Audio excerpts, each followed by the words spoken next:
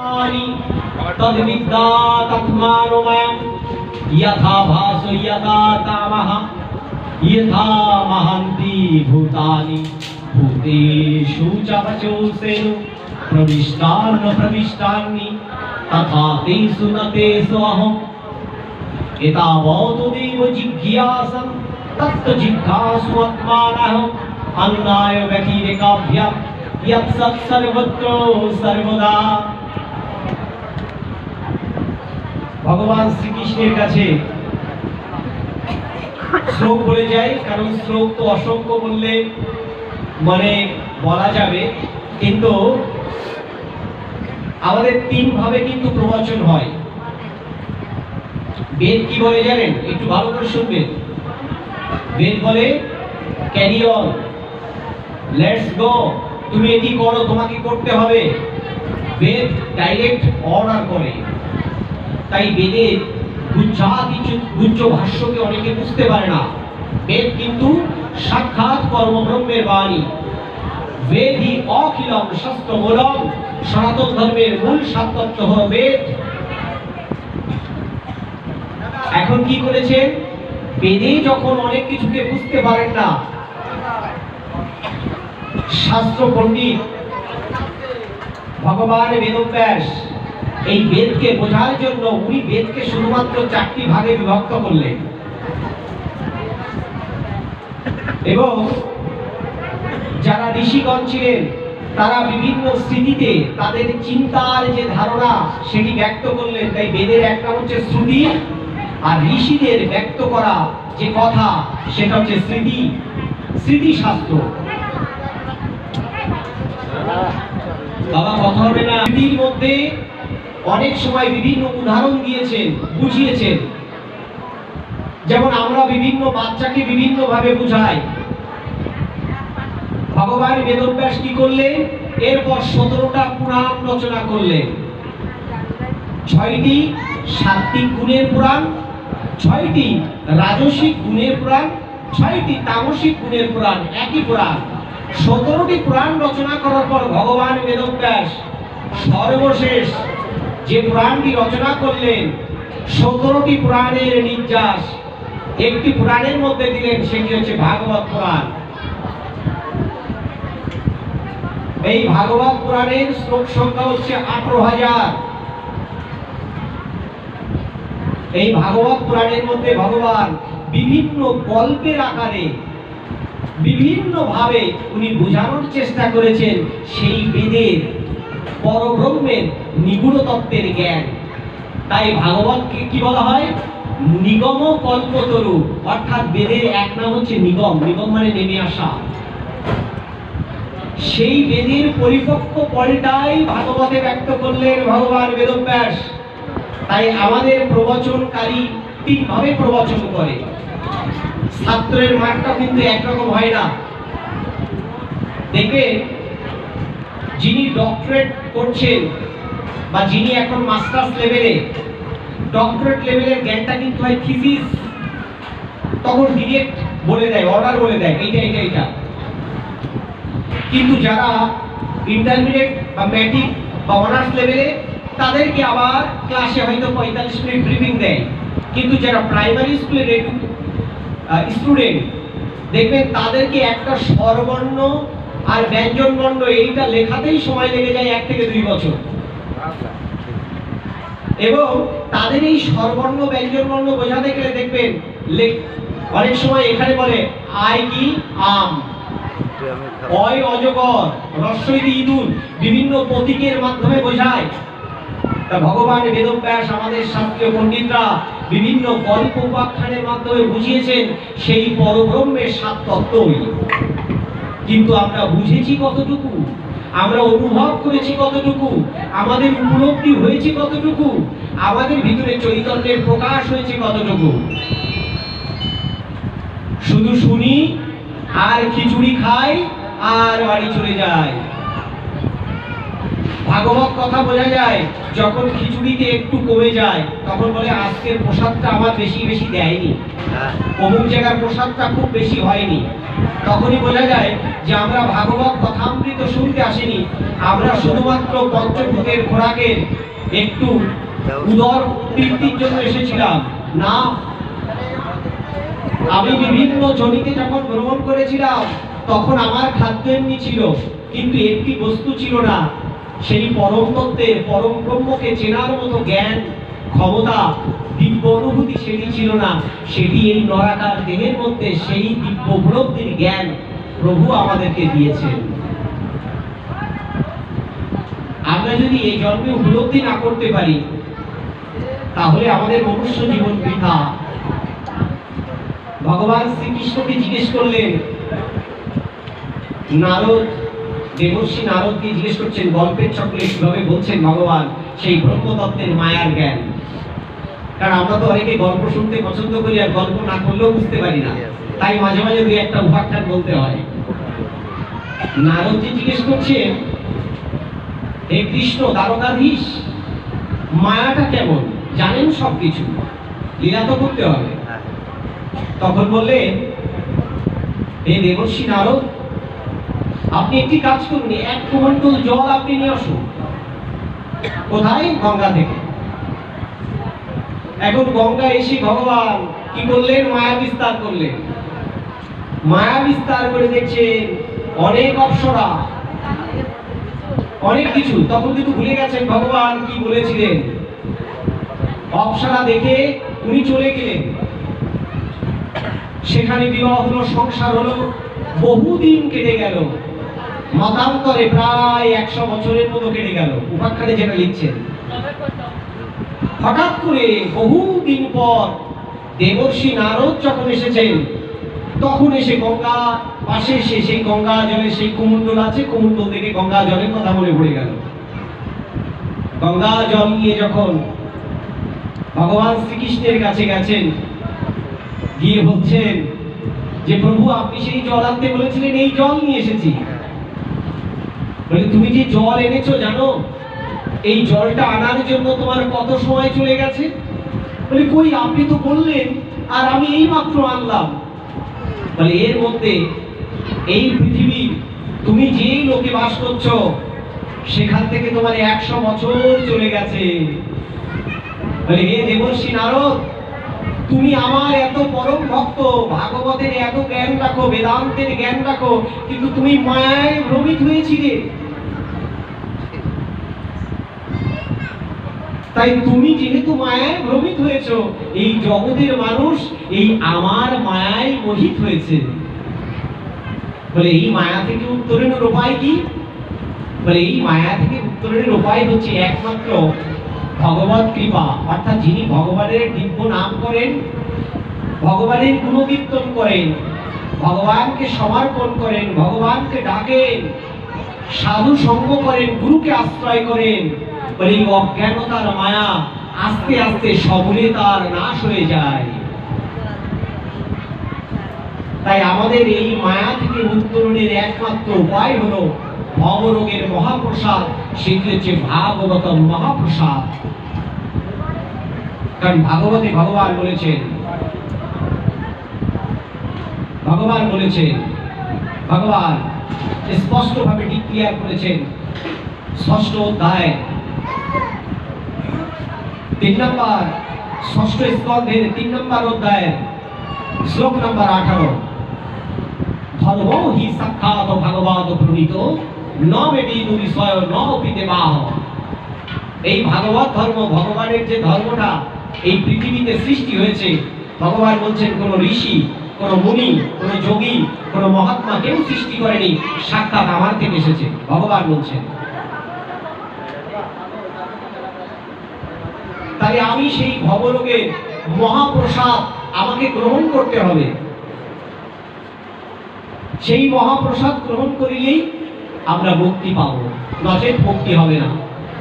সিনেমার পর্দায় দেখবেন গাড়ি চলছে, অ্যাক্সিডেন্ট হয়েছে, নায়ক মারা গেছে, নায়িকা মারা গেছে, কিন্তু সিনেমার পর্দায় আপনি হাত দেন তো, দেখবেন আপনি হাত দিয়ে তাকে আনতে পারছেন না, স্পর্শ করতে পারছেন, অনুভব করতে পারছেন না, কিন্তু আপনার ভিতরে একটা অনুভূতি হচ্ছে যে এই যে কি কোনো একটা ঘটনা ঘটে যাচ্ছে।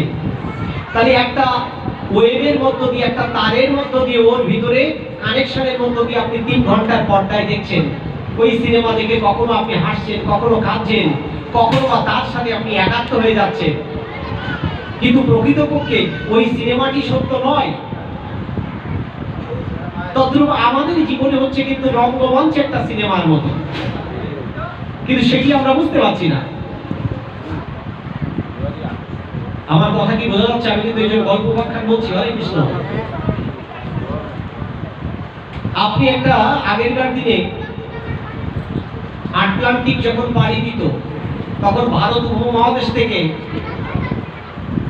কিছু ঋষি গেছে, সাথে শিষ্য গেছে, কারণ আমেরিকায় যেতে সময় লাগতো 6 মাস। তখন গুরুদেবের কাছে জিজ্ঞেস করছে শিষ্য যে আমাদের জীবন কেমন।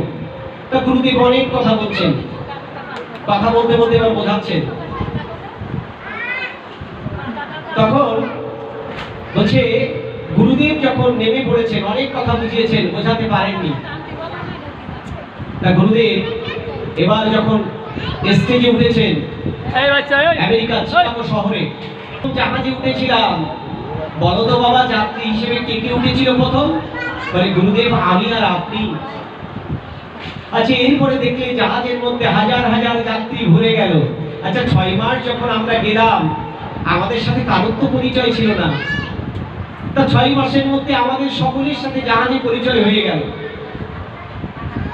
এরপরে কখনো আমার আসলো, কেউ আমাদেরকে বাদাম খেতে দিল, কেউ বা খাদ্য খেতে দিল, অনেক কিছুই হলো। কিন্তু যখন আমরা এই জাহাজ ঘাটে নেমে গেলাম, তখন তুমি আর আমি এখানে ছিলাম। আস্তে আস্তে তুমিও চলে গেলে, আবার আমিও চলে গেলাম। তা দেখো, এই পৃথিবীতে ওই জাহাজের মতো আমরা পৃথিবীতে এসেছি একা। এই রঙ্গমঞ্চে ক্ষণিকের জন্য। ওখানে ছিল 6 মাস, আর এখানে 60 বছর, 70 বছর, 80 বছরের মতো আমাদের একটা সম্পর্ক হয়েছে। ওই জাহাজ থেকে যেমন নেমে গিয়েছিলাম, আমিও এই দেহঘর থেকে এরকম ভাবে আমাকেও একা নেমে যেতে হবে। বলে এই ঘরটা ভাড়া দিয়েছে প্রকৃতি। প্রকৃতি কালকে তোমাকে বলবে এই পঞ্চভূতের শরীর আর তোমার থাকবে না, তোমাকে ছেড়ে দিতে হবে, তুমি আর একটা ন্যানো সেকেন্ড এখানে থাকতে পারবে না। এই ঘর ভাড়ার মতো তুমি পেয়েছো, তাই তুমি এই ঘরটাকে আশ্রয় করে যতটুকু পারো ততটুকু সঞ্চয় করে নাও। এই দেহঘরকে কাজে লাগাতে হবে, অন্য কোনো জনিতে সম্ভব নয়, অন্য কোনো জনিতে সম্ভব নয়। ভগবান বারবার গীতাতে বলেছেন, কি বলেছেন?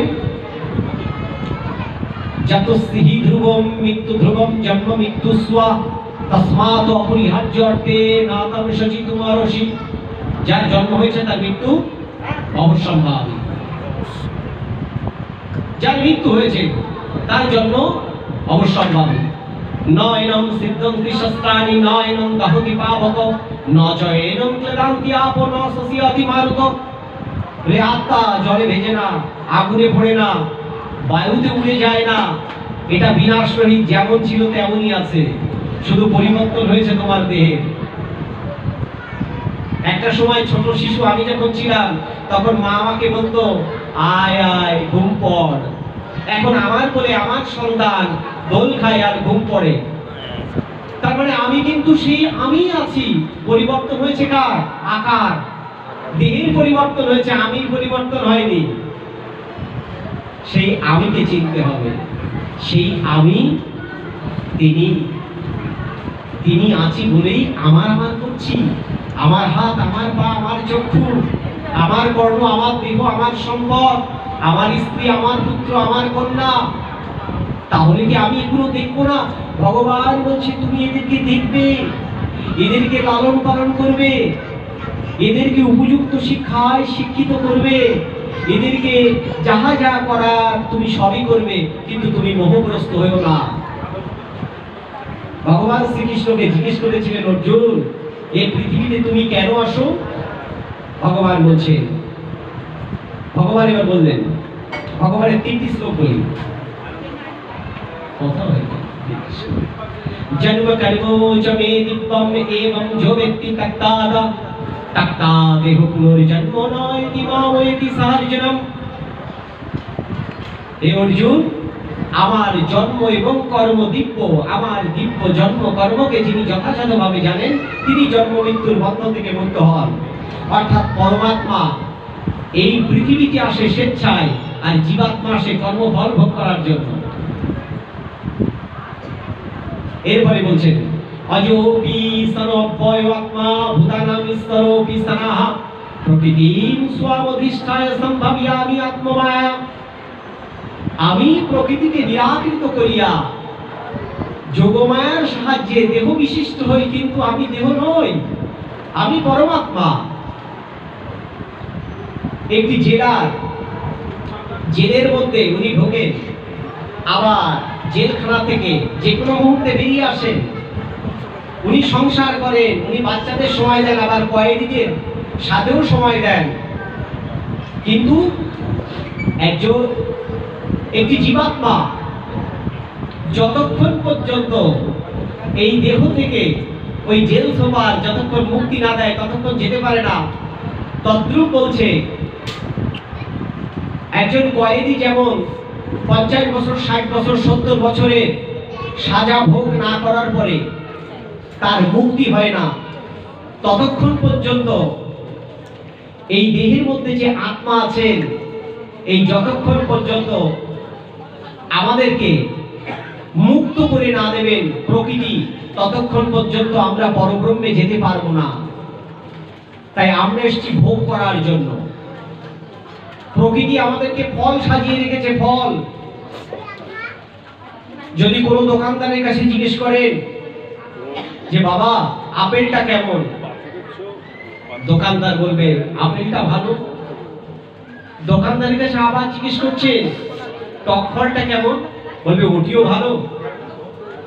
আবার জিজ্ঞেস করছেন এই নারিকেলটা কেমন, বলে ওটিও ভালো। যদি জিজ্ঞেস করেন আঙুরটা কেমন, বলে ওটিও ভালো। দোকানদার কোনো ফল বলবে না খারাপ, প্রকৃতি বলবে সব ফল সাজিয়ে রেখেছি, তোমার পছন্দ, তুমি কোন ফলটা নিতে চাও। তুমি যদি তমগুণকে আশ্রয় করো তাহলে তুমি বৃক্ষ লতাদি কীট পতঙ্গ তুমি এই যোনি প্রাপ্ত হবে। তুমি যদি রজগুণকে আশ্রয় করো, তুমি যদি মনে করো এই পৃথিবীতে আমি ভালো কর্ম করছি, এখনো আমার ভোগ বিলাস, আমার এখনো স্বপ্ন আকাঙ্ক্ষা কোনো কিছু আমার পূর্ণ হয়নি, তুমি ভালো কর্ম করিলে আবার হয়তো ভালো একটি জায়গায় আসবে। আর যদি তুমি শতগুণকে আশ্রয় করো, শুদ্ধ গুণ, তুমি হিংসা করো না, তুমি লোভ করো না, তুমি দ্বন্দ্ব করো না, তুমি কাউকে ঘৃণা করো না, তুমি অহংকার করো না, মানে অবশ্যই তুমি স্বর্গপ্রাপ্ত হবে। আর যদি তুমি শতগুণকে আশ্রয় করে যদি মনে করো এই দেহ আমি নই, আমি অবিনাশী আত্মা, এই পৃথিবীর কোনো কিছুর প্রতি আমার আকাঙ্ক্ষা নেই, আমি এসেছি ক্ষণিকের জন্য, যে কোনো মুহূর্তে আমার চলে যেতে হবে, তুমি যদি সাধন ভজনে উত্তীর্ণ হয়ে সব কিছুর মধ্যে এক পরম সত্য আমাকে দর্শন করো, বলে তাহলেই তুমি এই ব্রহ্মাণ্ডের চেনকে ব্রেক করে তুমি আমার কাছে যাবে, যেখানে গেলে তোমার আর জন্ম মৃত্যু হবে না। এটি গীতার শাশ্বত বাণী, বেদান্তের শাশ্বত বাণী। সবকিছু আপনার হাতে। আমরা অনেকে মনে করি ভগবান মনে হয় আমাদেরকে সবকিছু করার। হ্যাঁ, ভগবানকে আশ্রয় করে আমি সবকিছু করি। তাহলে আমি যদি চুরি করি তাহলে আমি কি বলবো ভগবান আমার দিয়ে চুরি করান? না, ভগবান আমার দিয়ে চুরি করেন না। ভগবান আছেন বলেই আমার সকল ইন্দ্রিয়গুলো সহ আমি কাজ করছি। তিনি যদি চলে যান আর কিছু কাজ করতে পারবো না। তাই ভগবান বলছে আমি প্রত্যেকটি দেহের মধ্যে কেমন করে থাকি? সাক্ষী, দ্রষ্টা, অনুমোদনকারী, ভোক্তা, সর্বলোক মহেশ্বর। আমি সাক্ষী রূপে থাকি, আমি দ্রষ্টা রূপে থাকি, আমি পালন কর্তা রূপে থাকি, আমি প্রলয় কর্তা রূপে থাকি। তাহলে দেহের মধ্যে উনি রয়েছেন সাক্ষী রূপে রয়েছে। না কর্তৃত্ব না কর্মাল, আমি কোনো কর্ম করি না, আমি কোনো কর্মফল সৃষ্টি করি না। হে জীবগণ, তুমি যদ্রূপ কর্ম করো তদ্রূপ ফল পাও। তাই আমার কর্মের ফল আমাকে পেতে হয়। মা গান্ধারী একইভাবে ভ্রমিত হয়েছিলেন। মা গান্ধারী কৃষ্ণ যখন দেখা করতে গেছেন, একটু কষ্ট হচ্ছে না? একটু কষ্ট হবে, গরম লাগছে, একটু ধোঁয়া লাগবে। হরে কৃষ্ণ। এই যারা এখন বর্তমান যারা হিমালয়ে যান, হিমালয়ে আছেন, আপনি দেখেন 70 ডিগ্রি তাপমাত্রার উপর তারা ধ্যান, মানে 70 ডিগ্রি মাইনাস ডিগ্রিতে তারা ওখানে ধ্যান করছে। কি কষ্ট সহ্য। তারপরে ভগবানকে পেতে গেলে ভগবান বলছে তোমাকে তো পরীক্ষা দিতে হবে। উইদাউট এক্সাম ছাড়া কেউ যেমন গোল্ডেন এ প্লাস পায় না, কেউ যেমন শিক্ষক হতে পারে না, কেউ ডাক্তার হতে পারে না, তদ্রূপ হে জীবগণ আমাদেরকে পরীক্ষা দিতে হবে। সেই পরীক্ষাটা আমরা কিন্তু অল্প একটু এখানে দিচ্ছি। আমরা চেষ্টা করবো, এখনো তো রন্ধন হয়নি, ও পাঠ শেষ করলে আপনারা খাবেন কি? হরে কৃষ্ণ। সেটাই তো খালি মুখে বিদায় দিতে হবে। নিতাই গৌর প্রেমানন্দে বলুন হরি হরি।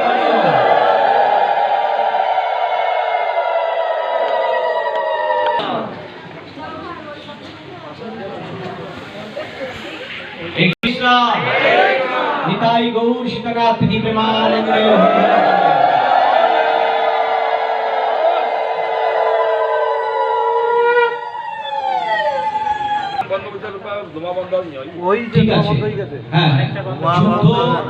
যখন শেষ হয়ে গেল তখন ভগবান শ্রীকৃষ্ণ সকলের সাথে সাক্ষাৎকার করে গান্ধারীর কাছে যখন গেলেন, ভগবানের লীলা শেষ করতে হবে। গান্ধারী, মা গান্ধারী বললেন, হে বাসুদেব কৃষ্ণ, আমি জানি তুমি কে, কিন্তু আমি ভগবান মহাকালকে কখনো জল না দিয়ে, গঙ্গা জল না দিয়ে, বেলপাতা না দিয়ে কখনো আমি জল স্পর্শ করি না। আমি সেই মহাকাল স্বরূপ তাকে সাক্ষী রেখে বলছি, যদি আমার কোনো পুণ্যের তপস্যা থাকে, বল থাকে, আমি যদি পতিব্রতা হই, আমি তোমাকে বলছি তোমার চোখের সামনে তোমার যাদবকুল সব শেষ হয়ে যাবে। বজ্রপাত হলো, ভগবান তো পারতেন তাৎক্ষণিক, যিনি অখিল আত্মা, যিনি বিশ্বেশ্বর, যিনি বিভু সনাতন আদি পুরুষ, তিনি তো বলতে পারতেন প্রকৃতি। ভগবান বলছেন এই প্রকৃতিতে যখন এসেছি আমার তো নরলীলা শেষ করতে হবে। ভগবানও কিন্তু ভক্তের অভিশাপ নিলেন, কিন্তু ভক্তকে দেখিয়ে গেলেন, মা তুমি যে অভিশাপ দিয়েছো আমি তোমার অভিশাপ গ্রহণ করলাম, কিন্তু তোমাকে একটি দিব্য দৃষ্টি দিয়ে তোমাকে দেখায় যে তুমি আজকে এই জন্মটা দেখছো। আমি যুদ্ধ ইচ্ছা করলে আমি বন্ধ করতে পারতাম, এটি তোমার কথা, ঠিক আছে আমি মেনে নিলাম, কিন্তু তুমি আমার ভক্ত, যে শিবকে তুমি আরাধনা করো ওটি আর কেউ নয়, ওটি আমি। ভগবান দেখালেন, দিব্য দৃষ্টির মধ্য দিয়ে দেখালেন ওটি আর কেউ না, ওটি আমি। কারণ হরিহর অভেদ তত্ত্ব সেটি ভগবান দেখিয়ে গেলেন। হরি থেকেই সবকিছু, হরি সবকিছু হন। সাথে সাথে দিব্য দৃষ্টি দেখালেন 1000 জন্ম পূর্বে তুমি খেলার ছলে, ভাগবত বলছে যে নিষ্পাপ প্রজাপতিগুলোকে তুমি হত্যা করেছিলে এবং মালা গলায় দিয়েছিলে। তাই আমার ভক্ত হওয়ার জন্য তোমাকে 100 জনম দণ্ড পেতে হতো। তাই 100 জনম দণ্ড না দিয়ে তোমাকে এক জনমেই আমি তোমার কি করলাম? উদ্ধার করলাম। তখন মা গান্ধারী কেঁদেছিলেন। ভক্তমাল গ্রন্থে আরেকটি গল্প আপনাদেরকে বলি, কারণ মা তো গল্প না করলে রসটা হবে না, বুঝতে পারে না। কারণ গীতার হাট কথা বা বেদের হাট কথা একটু ভাঙতে গেলে একটু গল্প উপাখ্যান দরকার। রাধে রাধে। এক ব্যক্তির ছিল মাত্র একটি মাত্র গাভী মাতা। এই গাভী মাতাকে উনি অত্যন্ত ভালোবাসতেন, তার আর কেউ ছিল না। এটি ভাগবতের একটি দর্শন, কিন্তু এগুলো আমাদেরকে মনে করিয়ে দেয় তার এক মিত্র ছিল, সেই মিত্র বললেন, বন্ধু তোমার তো কেউ নেই, তা তোমার কিছু সম্পদ আছে, এই সম্পদ যদি তুমি আমাকে কিছু দিতে, বাণিজ্য করতে, তাহলে আমি তোমাকে অর্ধেকটা প্রদান করতাম। তা ঠিক আছে, প্রথম বছর বাণিজ্য করে উনি অর্ধেকটা প্রদান করলেন, দ্বিতীয় বছর প্রদান করলেন, তৃতীয় বছর তার ভিতরে লোভ লালসা তৈরি হলো। তিনি বললেন, আমার বাণিজ্যে আর কোনো লাভ হচ্ছে না, কারণ মনের মধ্যে এখন লোভ তৈরি হয়েছে। চতুর্থ বছর গিয়ে বললেন, তোমার অর্থ আর আমি দিতে পারবো না, আমার সব লস। একটা গাভী মাতা ছিল, তাকে এখন খেতে দিতে পারে না, সেই গাভী মাতাটা অত্যন্ত কষ্টে রয়েছে। একদিন আসতে দেরি হয়েছে গৃহকর্তার, কি করলেন, গাভী মাতার কাছে যখন আসছে, তখন গাভী মাতা ওই বাম পা দিয়ে তার বাম বক্ষে, মানে পা দিয়ে বাম বক্ষে লাথি মেরেছে। না বুঝেই কিছুক্ষণের মধ্যে মনের দুঃখ কষ্টে এবং তার এই ব্যথায় তার দেহান্তর প্রাপ্তি হলো। এই দেহান্তর প্রাপ্তি কিন্তু নীতি নৈতিকতা শিক্ষা আমাদেরকে শিক্ষা দেয়। যখন দেহান্তর প্রাপ্তি হলো, বিবাহ হয়েছে, তার পুত্র হয় না, এক সাধুর কৃপায় সাধু বললেন, একটি ফল তোমাকে দিচ্ছি, তুমি তোমার সহধর্মীকে এই ফলটা খাওয়াবে। এই ফলটা যখন খাওয়ালো, 1 বছরের মধ্যে কোল জুড়ে তাদের একটি সন্তান আসলো। সন্তানকে অত্যন্ত আদর স্নেহে বড় করছেন। সন্তানের বয়স যখন 24 বছর হয়েছে, এই সন্তান বিবাহ উপযুক্ত, সন্তানকে সুন্দর পাত্র দেখে বিবাহ দেওয়া হলো। সন্তান যেতে না যেতেই, 1 মাস যেতে না যেতেই বাম বক্ষে ব্যথা। অনেক ডাক্তার কবিরাজ দেখাতে দেখাতে যত সম্পদ করেছিল সব বিক্রি করে শেষ। 100 টাকা যে থাকবে তার কাছে নেই, সর্বশেষ ছিল 100 টাকা। সেটি নিয়ে ডাক্তারের কাছে যখন শেষ দিন গেল, সেই ওষুধকেই মারা গেল। এখন পৃথিবীতে যত সম্পদ করেছিল সব সম্পদ চলে গেল, একমাত্র পুত্র চলে গেল। সে যখন আত্মহত্যার জন্য উদ্গ্রীব হয়ে সেই গুরুকে আশ্রয় করলো, গুরুর কাছে গিয়ে বলল, আপনি একটি ফল দিয়েছিলেন, আমার স্ত্রী বাচ্চাকে জন্ম দিয়ে তারও দেহান্তর প্রাপ্তি হলো, আমি তাকে অত্যন্ত মানুষ করেছিলাম, কিন্তু আমার এরকম দণ্ড কেন? বলছে, এখান থেকে 3 যুগ আগে, 2 যুগ আগে তুমি কি কি করেছিলে বলো? বলে তোমার কি ছিল? বলে আমার কিছু ছিল না, আমার এক মিত্র ছিল, বন্ধু। বলে তার কাছ থেকে অর্থ নিয়ে এসেছিলাম। বলে তুমি কি তার ফেরত দিয়েছিলে? বলে না। বলে ওই মিত্রই হচ্ছে তোমার ছেলে। বলে বুঝলাম, আমার ছেলে বলে যত সম্পদ তার থেকে এনেছিলে, সে সকল সম্পদ তোমার থেকে নিয়ে চলে গেল। বলে তাহলে ওই যে পুত্রবধূ, তার কি দোষ? বলে আত্মা অবিনশ্বর। বলে গাভী রূপে এসেছিল, বলে এই জন্মে সেই আত্মা মনুষ্য রূপে এসেছে। বলে সে যে দুঃখ দিয়েছিল, বাম পক্ষে লাথি মেরেছিল, কারণ দৈব দৃষ্টি দিয়ে দেখলো, দিব্য দৃষ্টি দিয়ে। বলে এই জন্মে 1 মাস আসতে না আসতেই তাকে দুঃখ দিয়ে সে চলে গেল। বলে তাই সে বিধবা। বলে এই প্রকৃতিতে যে আসবে তার কর্মের ফল এই প্রকৃতিতেই শোধ করতে হবে। ভগবান শ্রীকৃষ্ণ দেখিয়ে গেছেন, ভগবান রামচন্দ্র তার লীলায় দেখিয়ে গেছেন। বালি বধের সময় ভগবান রামচন্দ্র যখন পিছন দিক থেকে তীর মারলেন, বালির বক্ষে ডাকলো, বালি মারা গেলেন। কিন্তু তারা দেবী বলেছিলেন এবং বালিও বলেছিলেন, অভিশাপ লেগেছিল। স্বয়ং পরম ব্রহ্ম বললেন, হে মর্যাদা পুরুষোত্তম, আপনি মর্যাদাকে উল্লঙ্ঘন করেন না। আপনার সাথে আমার কোনো শত্রুতা নেই, আমার সাথে শত্রুতা হচ্ছে আমার ভাই। তা আপনি কেন মানলেন? যদিও বলেছিলেন অনুসংহিতায় আছেন, তুমি স্ত্রী, তার স্ত্রীকে তুমি ভোগ করেছো, তাই তোমাকে দণ্ড দিলাম। কিন্তু তার আগেই অভিশাপ হয়ে গেলেন। কি বললেন?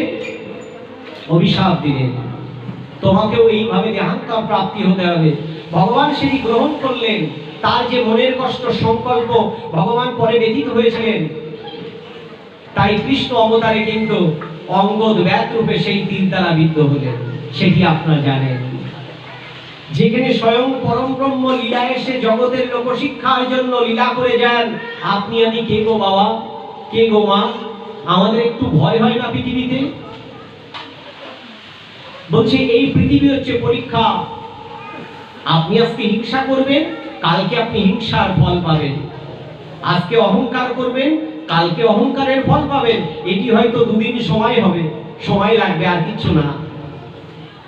এই পৃথিবীতে যারা হিংসা করেছে তারা ধ্বংস হয়ে গেছে। আপনি করেননি, যে যেভাবেই করুক। তাই বলছে কাম, ক্রোধ, লোভ, মোহ, মদ, মাৎসর্য, এই ষড়রিপু, এটি হচ্ছে দেহের শত্রু। মানে শত্রু আর কোথাও নেই তোমার দেহের মধ্যে। বলে দেবতাদের বাস কোথায়? দেহের মধ্যে। বলে শত্রুর বাস কোথায়? বলে ওটিও দেহের মধ্যে। বলে ওই শত্রুকে মারো, দৈব শক্তিতে বলিয়ান হও। দুটি আমাদের গুণ, একটি দৈব ভাব আর একটি জৈব ভাব। আমরা জৈব প্রকৃতির সাথে যুক্ত, আমরা দৈব প্রকৃতির সাথে যুক্ত নই। আমি বলবো ভক্তিমতী মায়েরা, বাবারা, যে গৃহকর্তা আত্মার মঙ্গল কামনার জন্য এই অনুষ্ঠান করেছে, তার আত্মার মঙ্গল কামনার সাথে সাথে আমাদের আত্মার যেন মঙ্গল হয়। আমার জন্য আপনাদের চরণ ধুলি করা নিয়ে, আপনাদের আশীর্বাদ নিয়ে আমারও যেন আত্মার গতি হয়, সেই জন্যই তো আজকে এখানে আসা। এই যে আমার সামনে আমার সাথে এসেছেন, উনি হচ্ছেন কুমিল্লা কলেজের অ্যাসিস্ট্যান্ট প্রফেসর মৃণাল দা। কি দরকার তার? যেখানে যায় সেখানে ডেকে নিয়ে যায়। এক বাবাজি ছুটে এসেছেন, আমাকে ফোন দিচ্ছেন। ফোনে মনে হয় এমন কোনো দিন নেই, কালকে মনে হয় ফোন দিয়েছে দরবার। আমার অত্যন্ত প্রিয় একজন ভক্তপ্রবণ মানুষ, অনেক দূর থেকে এসেছেন। কোথায়? ঝিনাইদহ। সেই ঝিনাইদহ থেকে এসেছেন। একটু